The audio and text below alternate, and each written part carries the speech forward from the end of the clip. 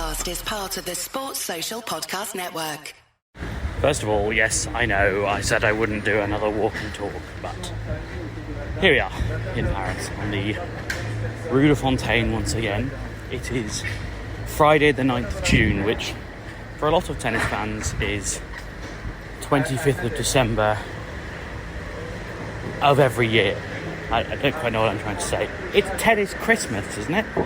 It's Djokovic versus Alcaraz. It's 22-time Grand Slam pin trying to break the record against the world number one and, you know, hot new man around town. I think it's pretty much I was going to say the most important thing happening today. I assume there are more important things happening all over the world.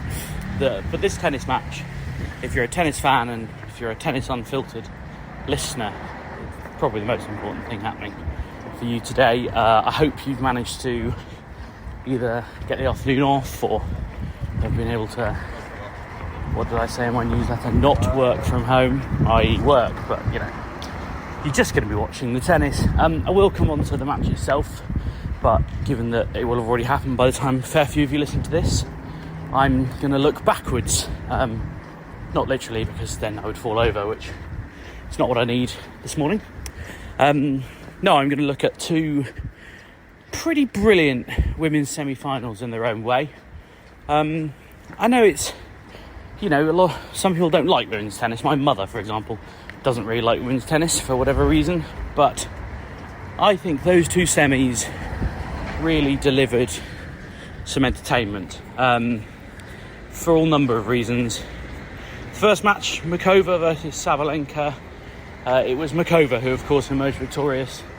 7-6, 6-7, 7-5, and she played really well, but she was the beneficiary of an almighty collapse from Aryna Sabalenka in the third set, that the like of which we kind of thought she had ironed out of her system, but obviously those demons never really leave you, and in the moments of highest pressure they return to you, and that's what happened. She had a match point at 2-5 on the Muchova serve, and actually Muchova was just nerveless. She served out wide and then just unfurled a great inside-out forehand, which, I mean, Muchova doesn't have a lot of weapons.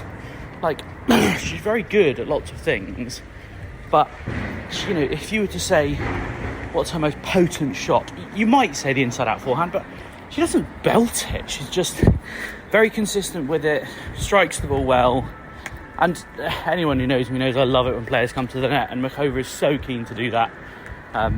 You know, she was serving, volleying, drop shots, even the odd chip and charge, which I always think against someone like Aryna Sabalenka, who hits as hard as she does, is quite brave. But, you know, it came off, and she kind of acknowledged that if Sabalenka was going to strike the ball well, and she wasn't going to be able to trade with her from the baseline, because that was only going to end one way. And I think probably physically she wasn't feeling great either. She was definitely cramping, I think, at the end of the second set. I mean, it was a long match, it was a hot day. It was like over 3 hours. It was about 28 degrees, middle of the day. And for people who don't know anything about Karolina Muchova, and I must say I've learnt a lot about her in the last couple of days. She's been through a lot of injuries. When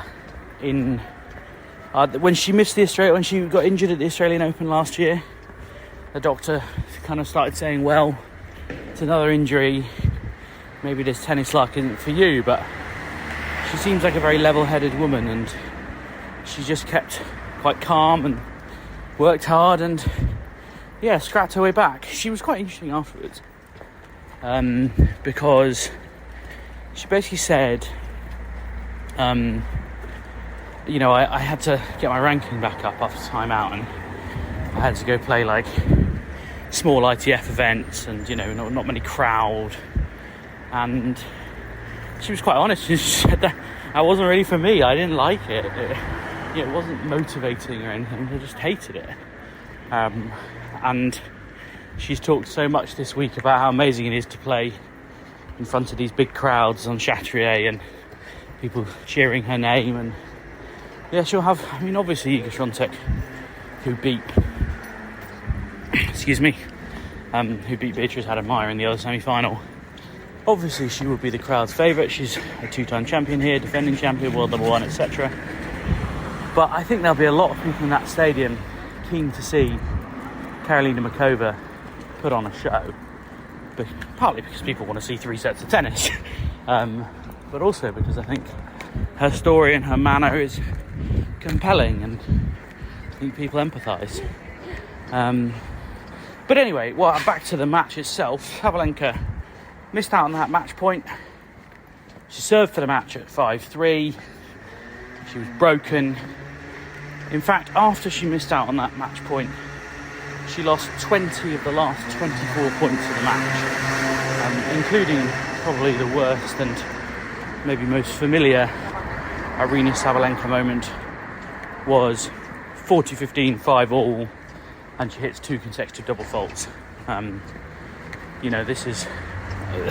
the thing is, I read a really interesting stat before the semi, that last year Sabalenka was averaging 7.7 double faults per match, and this year she's averaging under 4. So it's clearly something that she's worked on and improved. But unfortunately, like I said, those demons, they appear in the moments of highest pressure, and that's what that was. That was the big moment. And I think the emotional drain of not securing that match point, and then actually she said that wasn't so bad, it was the losing her serve at 5-3 that really took it out of her. And yeah, she tried to lean on the serve, obviously, and did kind of what has become her style, where in moments where she really needs it, she doesn't go conservative, she actually goes more aggressive and dials up the power, because that's what got her there. And I think that's right, but I think maybe that's where the double faultitis came from, is being too scared of it, being too conservative. And if you don't commit, I'm not a biomechanicist or a technical expert on tennis by any stretch, but I think Calvin, and maybe I'll ask him, but I think Calvin would agree that if you don't commit to the second serve, it really starts to go wrong quite quickly. And that's what happened, I'm afraid. But that's not to say it wasn't a great match. It was a real battle. As I say, Muchova played such an entertaining brand of tennis. A little bit like Carlos Alcaraz, to be honest. There are similarities, and I think there'll be a lot of running in the final, I'll tell you that much. And that's because she is playing Iga Swiatek, who beat Beatriz Haddad Maia in, well, the scorebook says straight sets, but I don't think that really tells a full story, because the fighting spirit of Beatriz Haddad Maia, who before the match had spent more than double the amount of time on court that Swiatek had. She played nearly 4 hours against Sarah Sorribes Tormo. I mean, she should have been knackered. And yet, there she was, deep in the second set tiebreak, just scrapping.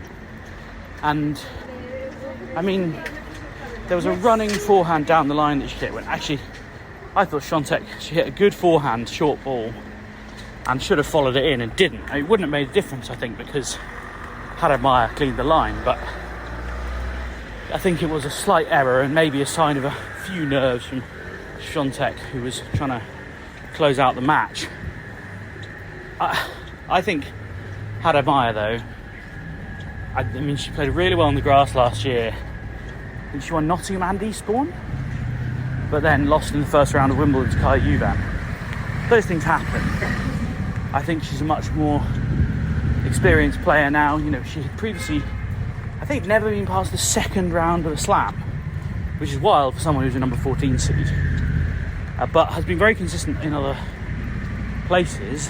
And yeah, I think she's going to be one to watch on the grass, and I think she'd be a great addition, because she is different again. Like, I think we talk a lot about the contenders and the women's tour and how we want there to be more consistency, but it's also nice to have variation of styles.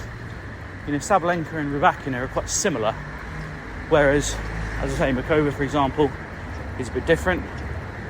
Haddad Maia, she's a lefty, she's tall, scrappy, moves really well, and I think plays a different game style from anyone in the top 10, really. So, and I think she's going to be, I think potentially she's now top 10, so that puts her firmly in the mix.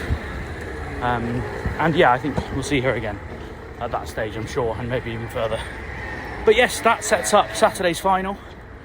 I hope if you're currently watching Alcaraz Djokovic, you're enjoying it. If you're about to watch it, enjoy it. If you've already watched it, hope it was a belter. Me and George will talk about it on Saturday. Sports Social Podcast Network.